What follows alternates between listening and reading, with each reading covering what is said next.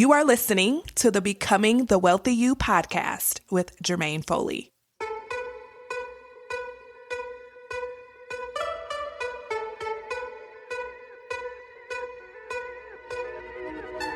If you're a woman who makes good money in your career or business, but you're not building wealth like you want to, then you're in the right place.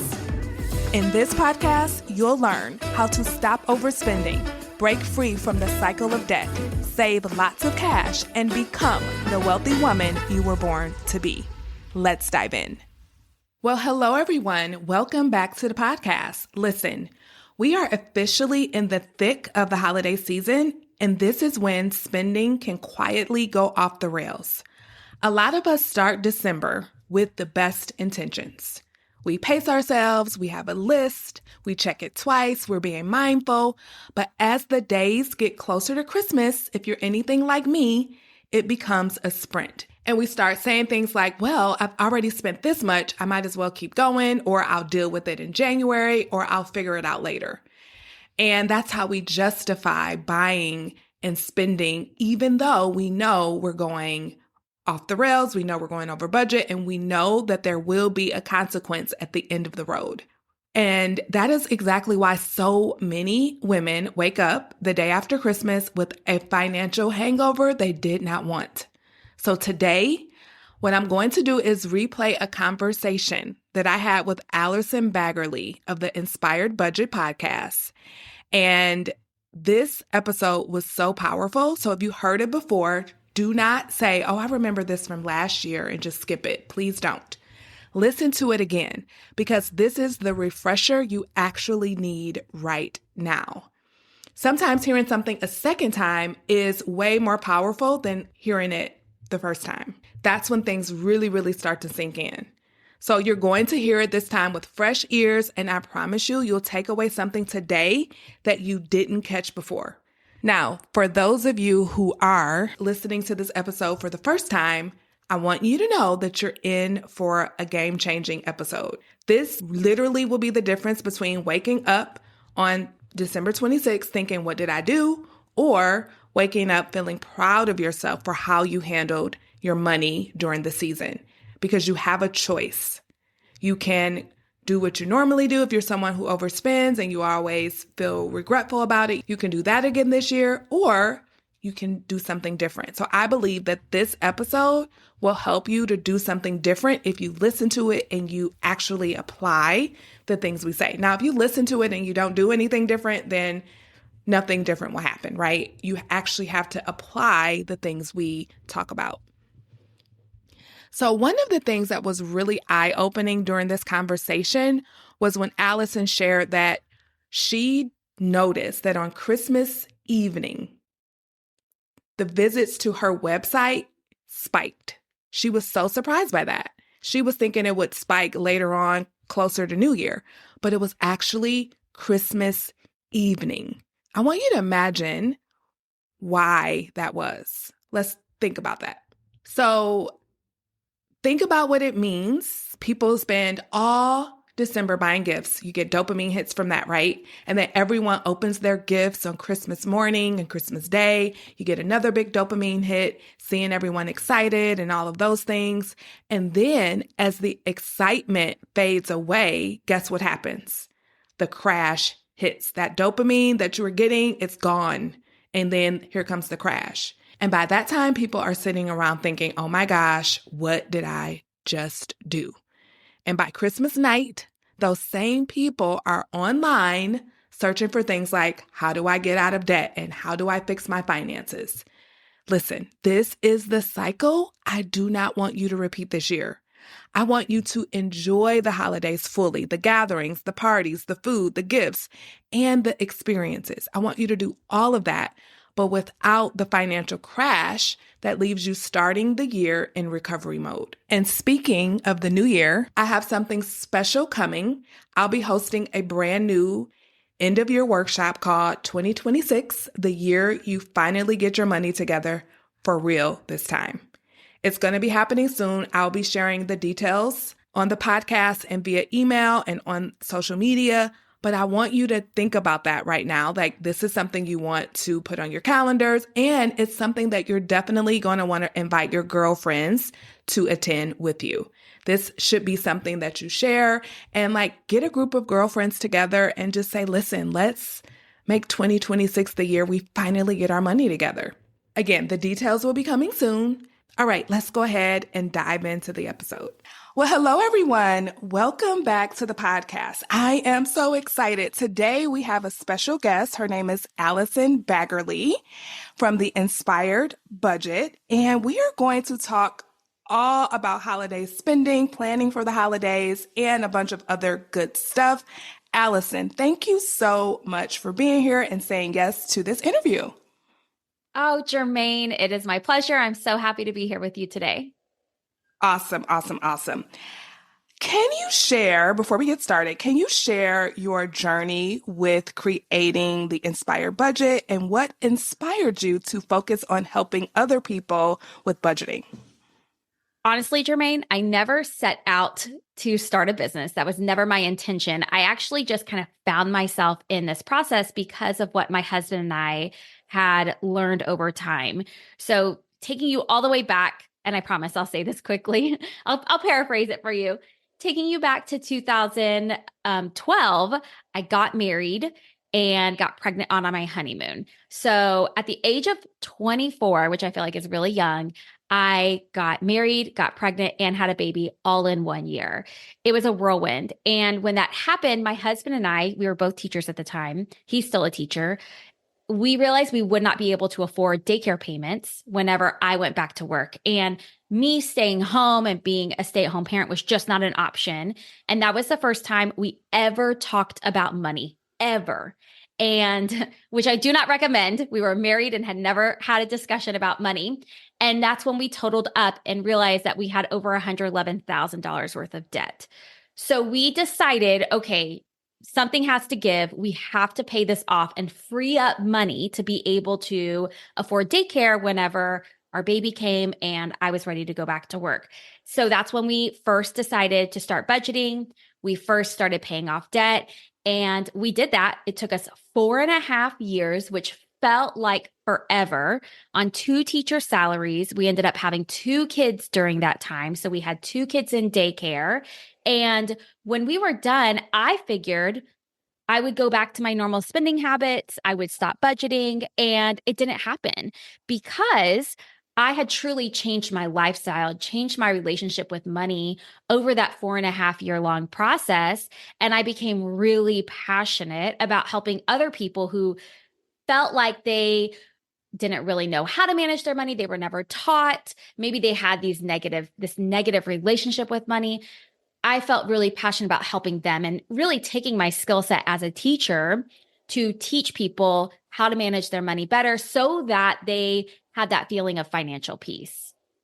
Oh my gosh, I love that so much. Your story is very similar to mine, and I can't wait to share it with you. Because, by the way, I will be on Allison's podcast soon, so I'll share my story there. But we had over $200,000 worth of debt, and daycare was the thing. Oh man, it is. And the thing is my kids are old. And so I look back now and I'm like, that was cheap, right? Like if you look at daycare now, it's just so astronomical. And I can see why people are hesitant to have children because of daycare costs, especially if you can't afford for one person to stay home. So yeah. Oh my gosh, I can't wait to hear your story on my podcast. Oh my gosh. And just to give you a little taste, when we had baby number 2, our daycare bill was the exact same amount as our mortgage. And that is what made me know that I had to change my life, because there was no way my gosh. Yeah. you were going to be able to do that without making some drastic changes. So I feel you. We are sisters. Oh my gosh. Okay, so you have built a huge following on Instagram. What do you think resonates most with, and how have you maintained that connection?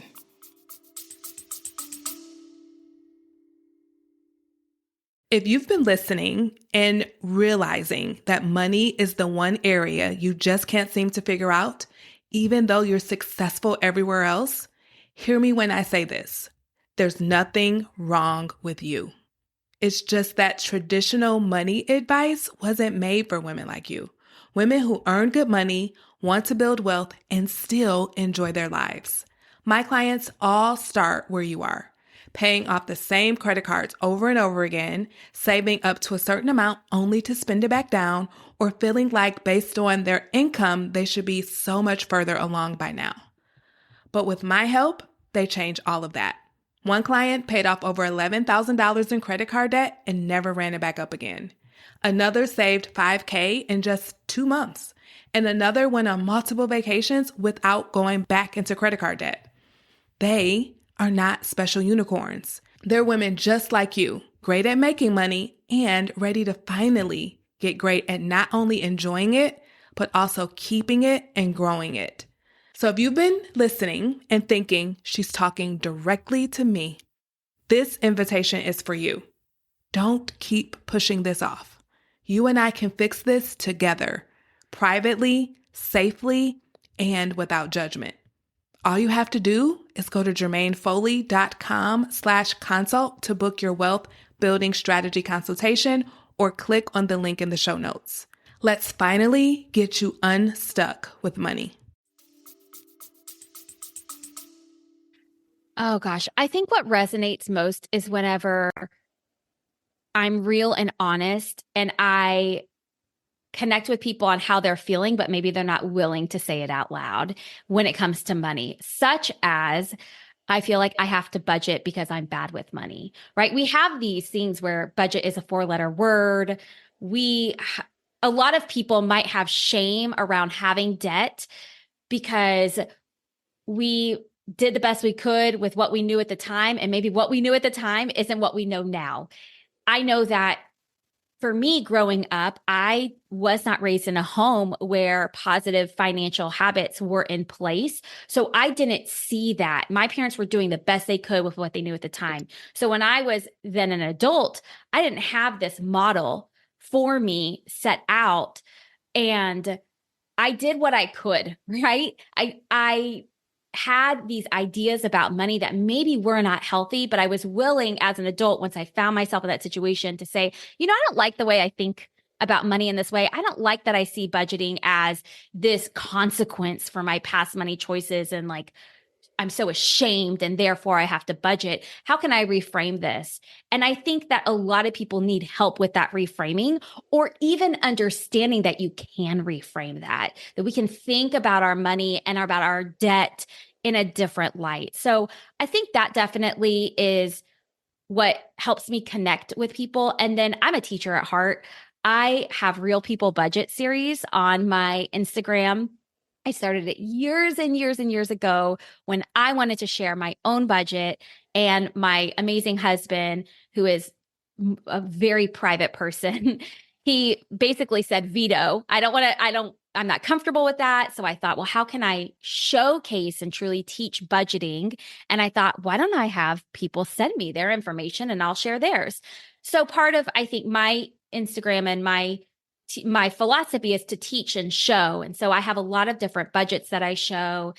So there's that connection piece, yet also that educational piece that keeps people coming back. Love it. You all have to follow Allison on Instagram at Inspired Budget. She has these cool videos where she literally shows you how to budget. It's so cool. Mm-hmm. And yes. I know some of my audience members, they think budgeting is the B word, and I am trying to get them to think about it a lot differently. So I love what you said, that budgeting is not a punishment. Like, you don't need to budget because you've done something bad. You need to budget or create a spending plan so that you can build wealth, so that you can have a grasp of your money and it not just disappear. Yes. And I think so much of that probably comes back to what maybe we saw as children, or how we have seen budgeting in the past, because I know growing up, my parents would fight about money. And so whenever there was a budget, there were arguments, there was tension. And so I look at it as, okay, what are my children? I have 2 children, a 12-year-old boy and a 10-year-old boy. And I think, what are they going to think about budgeting when they are an adult and they are having this conversation with their partner one day? And I want them to look back and say, oh, budgeting allowed us to do so many amazing things. Like we were able to go to Hawaii when I was younger because we were able to budget and save for it. And so I think so much of it comes from our past experiences, which we cannot control, and which I think that we need to have a lot of grace and empathy because, like I said, my parents, your parents, us in the past, we did the best we could with what we knew at the time.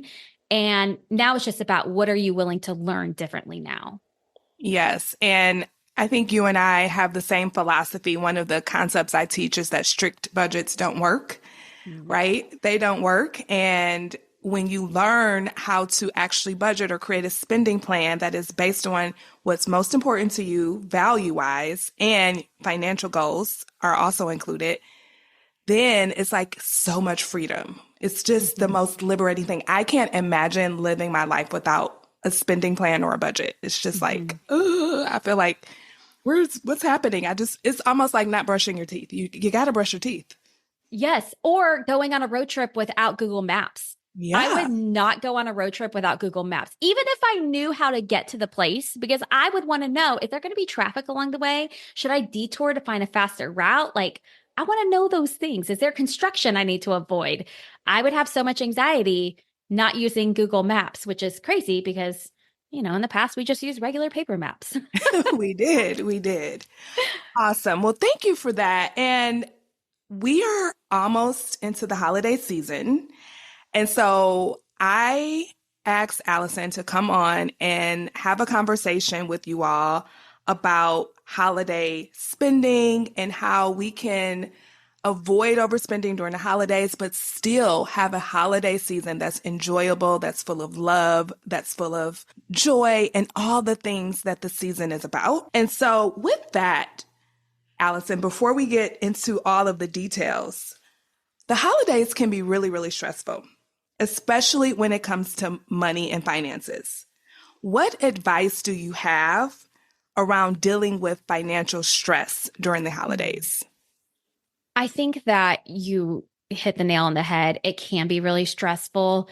I think that it's stressful because things pop up that we're just not on our mind. We're not in our sight, right? We have different holiday parties that pop up, different random expenses, holiday things that you just didn't think about earlier, and they catch you off guard. And when we feel like we're caught off guard, we immediately go on this defensive, and there's stress there.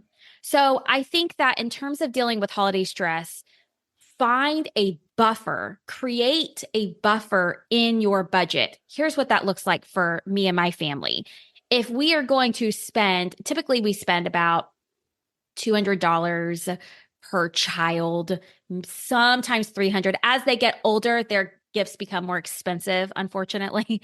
So our price goes up, but we spend this amount of money, and we might have a total budget for holidays that includes both gifts for our children, for our family, friends, holiday parties, any things like that.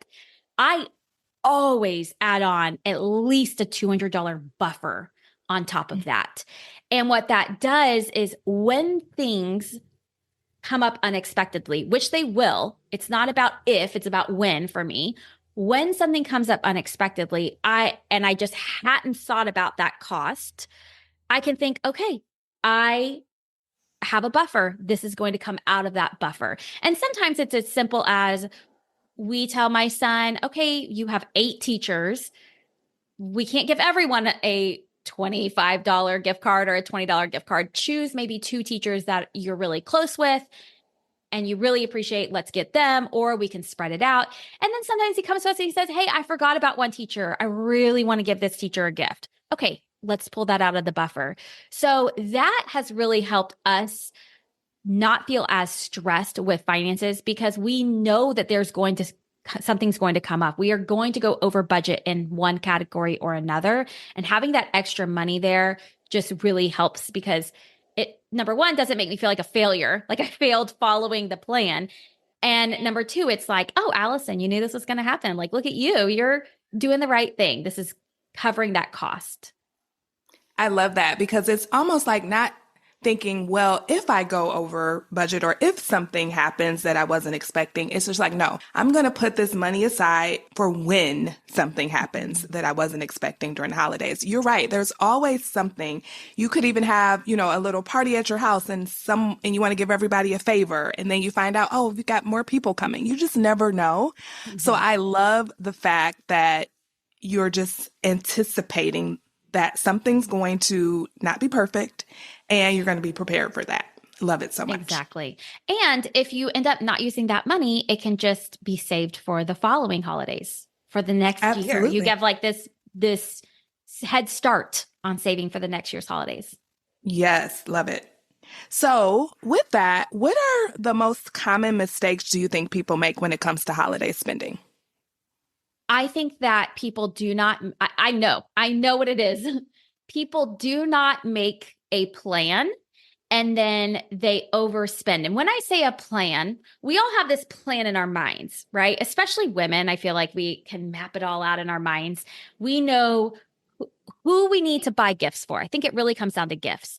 Who we need to buy gifts for. We have this like little checklist. I know I do. I have this little checklist. But I think so many people don't set an amount, a gift amount. And it can feel really frustrating because you're thinking, oh, am I like assigning this person a worth? No, you're not. You're assigning them a budgeted gift amount. That's it. And so instead of assigning these budgeted gift amounts, we go shopping and instead we are just searching for the perfect gift for that person, regardless of price. And all of that, while it's amazing and loving and so thoughtful, it can add up to spending a lot more than you would have if you had set a price. So what I do instead, and I do this every year, usually in October or early November, I will sit down and I have a spreadsheet where I have every single person that I'm going to give a gift to down to, we have 2 amazing housekeepers that come every other week. I give them a cash gift. We have teachers. We set aside money for teachers, all of these different people. And I put their name in a spreadsheet. I put the gift idea, if I have an idea, and I assign them an amount. How much am I spending? Whether it's I'm buying a gift card or I'm getting them a candle or a toy, whatever it is. And my goal is to stay at that amount or under. And I know that if I see something that looks amazing and it's double the price, I can still find something that resonates, right? Like the perfect gift doesn't have to be the most expensive one. I can still give a gift that people will appreciate. And so going into it with a price per person, or you can even say a price per category, you could say teachers, friends, immediate family, extended family, but going in with an idea is what's going to help you not overspend. And then checking that off your list, right? So often I think people will be shopping if I'm shopping for you, Jermaine, I could be shopping for you. And then I see, oh my gosh, my husband would love that. Let me just add that to his gift. Well, I already bought him a gift. Just because I see something else I think he would like doesn't mean I have to get him that too. And I think a lot of people do that, especially parents. We feel like there has to be like this quantity, not quality. And especially when they're little, I feel like you want them to wake up and see all these things.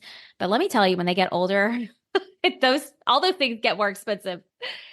So having that and being able to like close that loop in your mind and say, I'm done buying this for this person.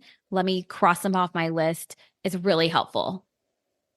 I love that so much. Okay, so I teach a concept called creating kind of like a spending protocol for yourself. So just like you said, you're out and about buying a gift for me. I appreciate that, Allison. Yes. Yep. For you. For me. And then you see something that is amazing for your husband. You almost want to anticipate that. So like, okay, when I'm out buying a gift for Jermaine and I see something for someone else, what am I going to do? It's almost like you've got to plan how you're going to behave when that urge comes, because the urge is going to come. It's going to come. And you can set yourself like a 24-hour rule where you say, okay, I'm not buying it. And if I really want it, within 24 to 48 hours, I'll come back. Or you can have a sentence that you say to yourself, like, no, I already purchased something for him, so I'm not, you know what I mean? You just want to almost plan for that experience because you know yourself, and we're all human and we have urges. And I know that's my issue. You hit it on the head. When I'm out and about buying for one person and I see something that somebody else would love, that's my trigger, and I have to have a protocol for myself when that happens. So that was so good. I love it. And another thing is if you see something that's even better, you can return the original thing you bought as long as you haven't gifted it. So I think so often we think when it comes to holidays, we're in this giving spirit. And I know some people just love to give, right? And that's how they show love. And it's really easy to think like, if I've already got this gift for Jermaine, but I see something else I know she'll love, like, let me just give her both things. No. If you see something else she loves more, you can return that other thing as long as you haven't gifted it to her. So keep that in mind as an option, because I think that in that holiday time, we forget that that is a possibility. Yeah, keep your receipts, please. Yes. And usually during the holidays, there's an extended return policy. So keep all of your receipts.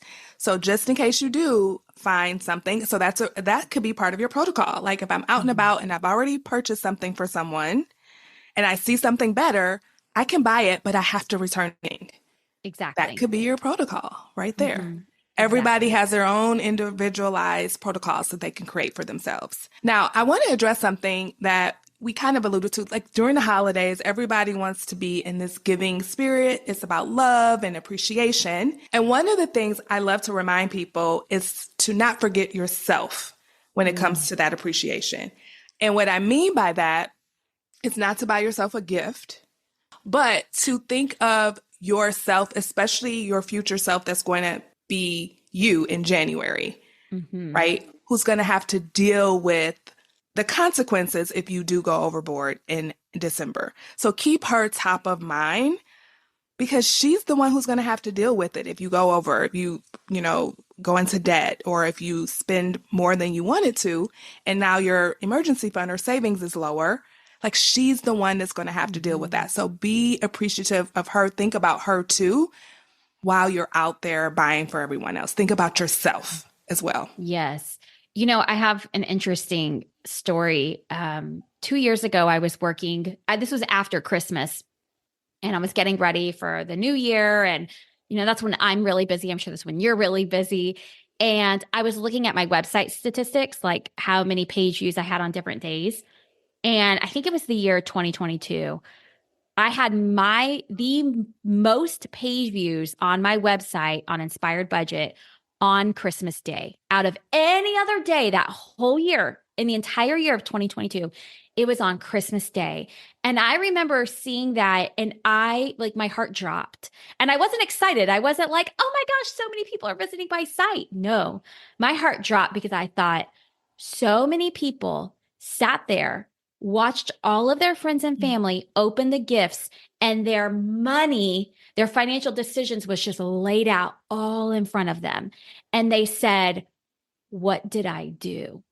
Because when you're buying things just here and there over an entire 1 month or 2 month time span, it doesn't feel like a lot. But when you see it all laid out in front of you, that's when it hits you. And you're like, oh my gosh, that's all been put on my credit card, or that all came out of my savings. And now I need to rebuild my savings.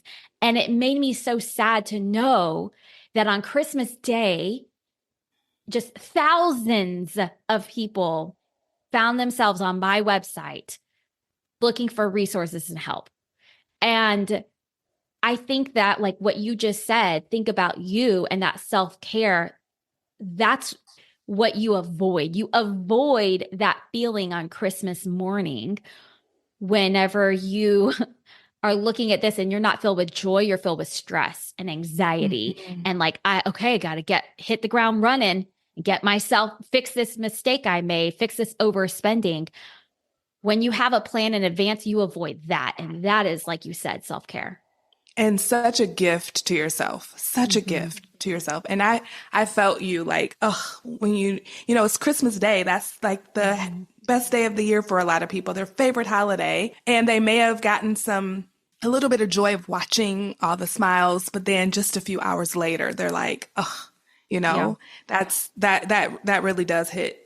And that's why we do the work that we do for people to exactly. know that they don't have to live like that. Like there's a better Mm-hmm. way. And we're sharing all the tips on how you can do this better. Okay. So what tips do you have around staying in budget and being creative? Kind of like, do you have any ideas around that? Like, okay, let's say I want to give gifts to people and I only have, $25 or $30. Like, do you have any creative ideas or strategies Mm-hmm. that you can kind of share with people to help them stay in budget? Absolutely. Of course, absolutely. So, one way that I stay on budget, because I don't give these massive hundreds and hundreds of dollar gifts to all these people. I mean, I know some people are totally anti gift card. I love gift cards. I like receiving gift cards. I like giving gift cards. Very straightforward, very simple, not creative. I'll give you that. But one thing I recommend just in terms of the actual buying process is to give yourself a deadline for when you want your gift buying to be done.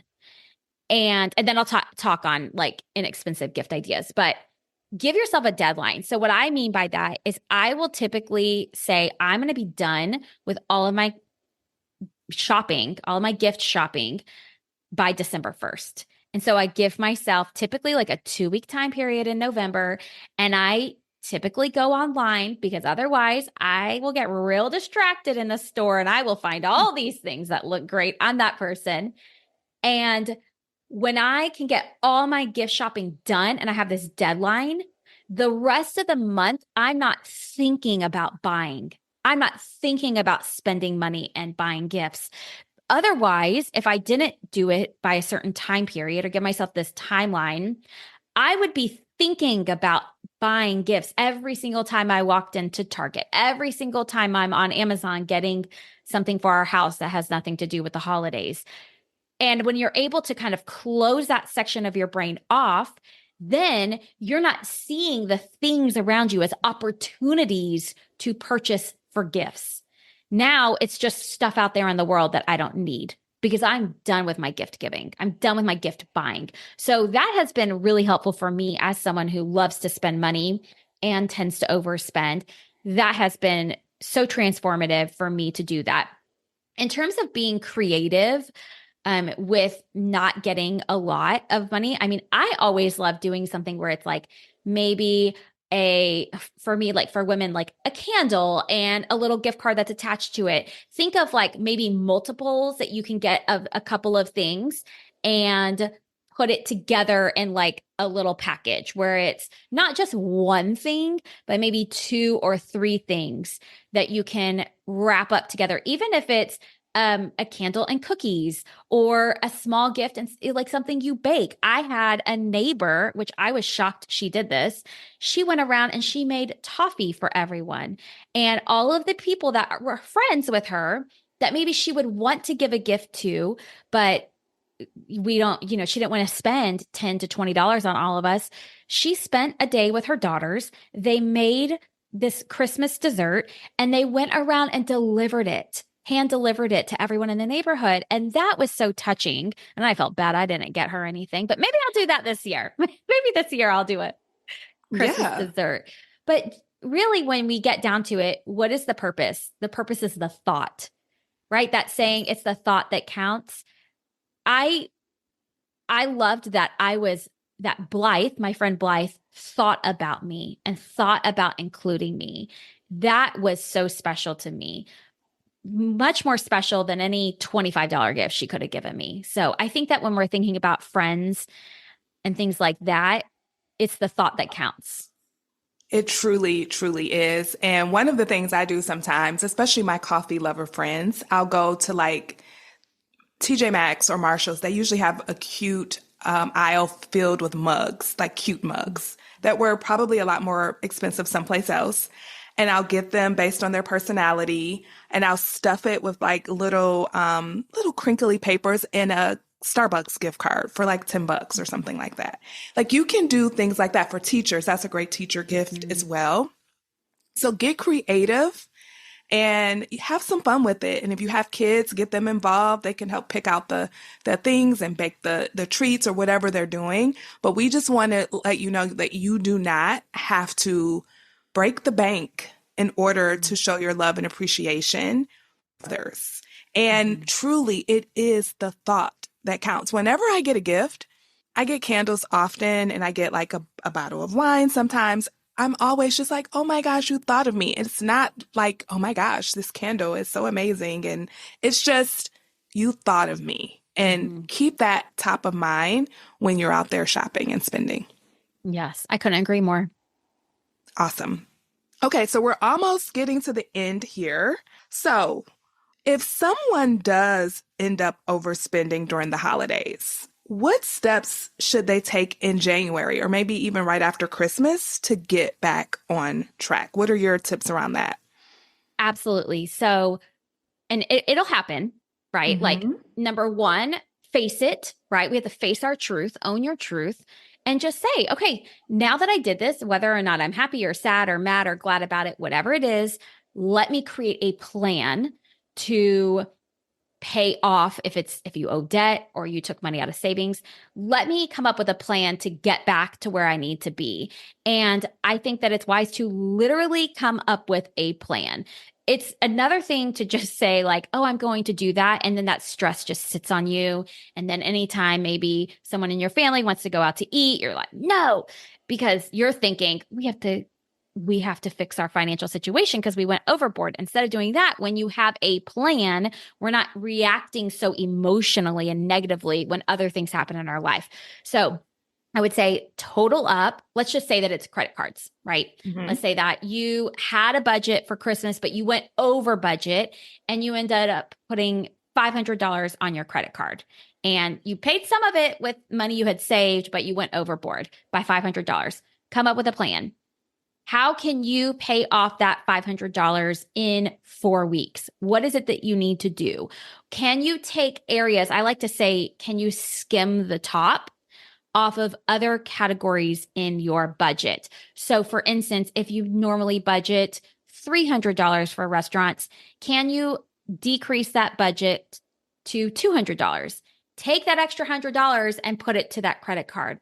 So how can you skim the top off of different categories in your budget to pay it off? Sometimes you'll be able to pay it off quickly. Other times it might be a 2-month, 3-month plan, and that's okay.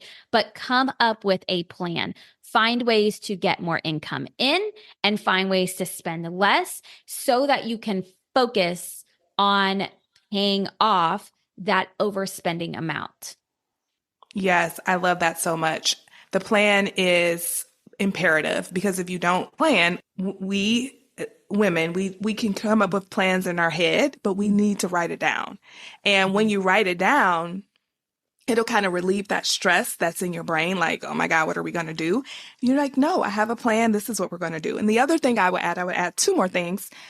Before you even start your plan, don't beat yourself up about what happened, right?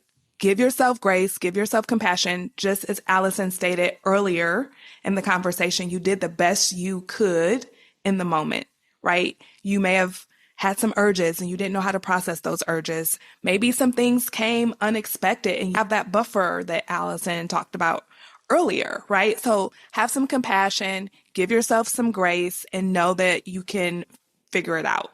And then on the back end, come up with how you're going to avoid that next year. What can you learn from this year so that next year is not that? Maybe you start saving for Christmas every month. Maybe you're putting away $50 a month for Christmas in your high yield savings account, in your little bucket, or more or less, whatever it is, so that next time you don't have to deal with that again. So I think Allison's plan, her offer to you all to have a plan is spot on. And let's do it from a place of love for yourself, give yourself grace, and then learn from that as well. Yes. And I know that some people might be listening to this and they might be saying, okay, it's November. Like, I should have heard this episode back in March. And I want you to give yourself grace and just say it's okay to not have a Christmas where you go all out this year. Because what you can do is you can kind of get scrappy, figure it out for this year. And that's exactly what my husband and I did. The very first Christmas, I had a very small budget because we hadn't saved any money. And I thought, we don't get Christmas bonuses. How are we supposed to do this? And then that following January, we started setting aside $50 a month into our high yield savings account to set aside money for Christmas because I didn't like that feeling. So if you feel like you're listening to this episode and you're like, wait, I don't have any money saved for Christmas. I'm not ready for this. You're giving me all these ideas, but I don't know what to do because I don't have the money yet. You can get scrappy. You can spend less this year, get by as best as you can without overspending, communicate that to family and friends, and then set a difference for next year. Set it up to where money is automatically drafted out of your account on the 5th of every month. That's when mine comes out, the 5th of every month, to go into a high yield savings account for Christmas, because I can promise you the holidays are night and day when you are not stressed about money. You can truly enjoy and live in the moment. And I'm not saying you can't live in the moment when you're stressed about money, but there's always that nagging feeling in the back of your mind. There's always that cloud. And when you have all the money saved and you're able to pay for it right then and there, that cloud does not exist. And it's incredible. Oh my gosh, I think that's the perfect place to end this.